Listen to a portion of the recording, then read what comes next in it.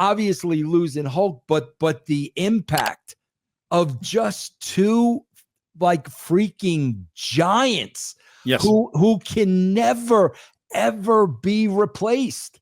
And both of them are Hall of Famers, aren't they? Wasn't Ozzy put in the Hall of Fame? He absolutely was. Yeah. It's oh my God, bro. Like it was just too much to handle.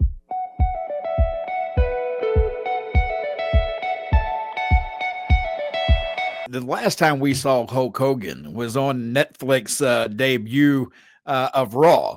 And it was a time when things weren't too friendly for Hogan. The fans didn't receive him too well. Do you feel that overall, what will his legacy be? Let me ask you that. What do you think his legacy will Mac, be? I do want to say this, and anybody can go back and look at that first Netflix show. Bro, they didn't start losing it until he started plugging the beer. Yeah. Okay. Yeah. And when he started blatantly, like that's when they turned on him. Up to that point, it was okay. You know, bro, Mac, I say this all the time. And Mac, I got to be honest with you. It's hard because, Mac, what happened with Hulk was he made the N-word comment. Yep.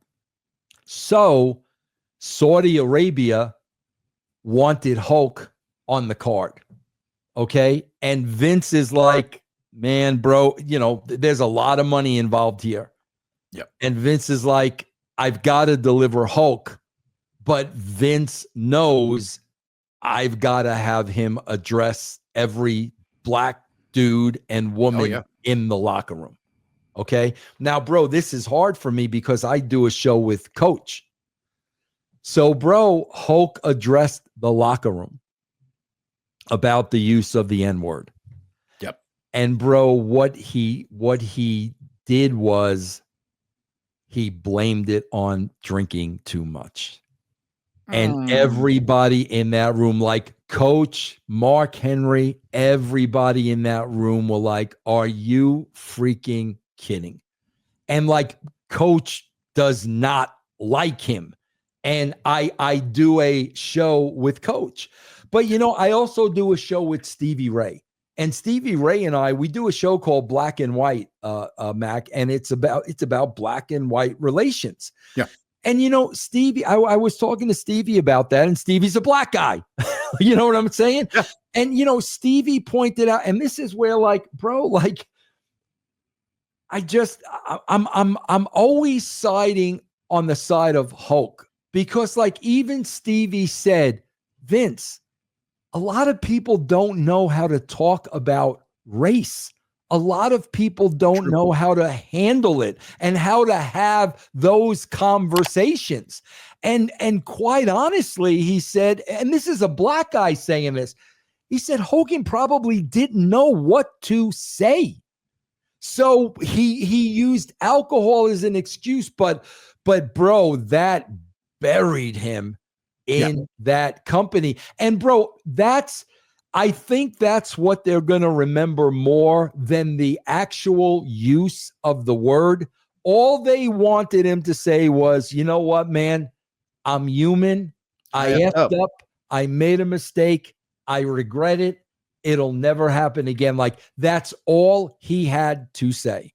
Yeah. But, you know, that's a good question. It's kind of like Barry Bonds, man. You know what I'm saying? You've got the greatest hitter in the history of baseball, and you've got that asterisk. Yep. And that's what's going to be there, because as great as he was, the head of Mount Rushmore, without a shadow of a doubt, those things are part of the record, and those things are going to be the asterisks that are always going to be brought up. It's unfortunate, but I believe that to be the case. There will always be people who will bring that back up. But when you look back at his entire career and what he's done for the sport of professional wrestling, there's nobody bigger than Hulk Hogan on the planet. There just wasn't. He was, when it came to professional wrestling, he was the man. I do want to mention that his wife, Daly Hogan, did put out a comment finally regarding the loss of Hulk Hogan. And she said, I wasn't ready for this, and my heart is in pieces. He, Hulk Hogan, had been dealing with some health issues, but I truly believed we would overcome them. I had so much faith in his strength, I thought we still had more time. This loss is sudden and impossible to process. To the world, he was a legend, but to me, he was my Terry, the man I loved, my partner, my heart. She went on to say that Hulk Hogan loved his fans, and despite his growing physical discomfort, he did everything he could to show up, sign autographs, take photos, and connect with the people who supported him through it all. You meant everything to him. He was a believer in Christ, and I take comfort knowing his soul is at peace and he's been welcomed home, end quote. So I thought we'd leave with that tonight with the words from his wife. And we hate to hear the loss of Hulk Hogan, a shocking loss at the age of 71.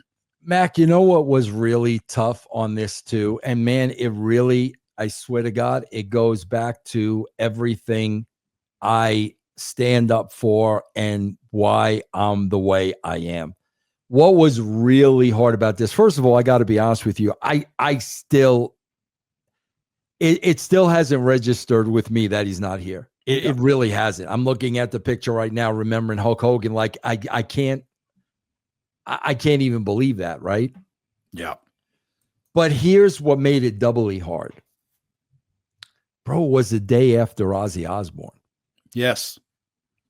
Mac, you are talking about two of the most iconic figures. And Mac, what did they have in common? They were characters. Yes. And they played a role. And Ozzy was to heavy metal what Hulk was to wrestling. And losing these two guys, you know, Mac, how many times when somebody dies do we say, oh, there'll never be another? No, bro, there'll never be another Ozzy Osbourne or Hulk Hogan ever, ever, ever, ever, ever. And I mean, I think, you know, obviously losing Hulk, but the impact of just two like freaking giants who can never, ever be replaced. And both of them are Hall of Famers, aren't they? Wasn't Ozzy put in the Hall of Fame? He absolutely was. Yeah. It's oh my God, bro. Like it was just too much to handle. But again, why were these guys so over? Characters. Hulk Hogan wasn't just a wrestler. Ozzy Osbourne wasn't just a rock star. It was the persona. It was the character. It was the brand that they built. And that's why both of these guys will be remembered forever.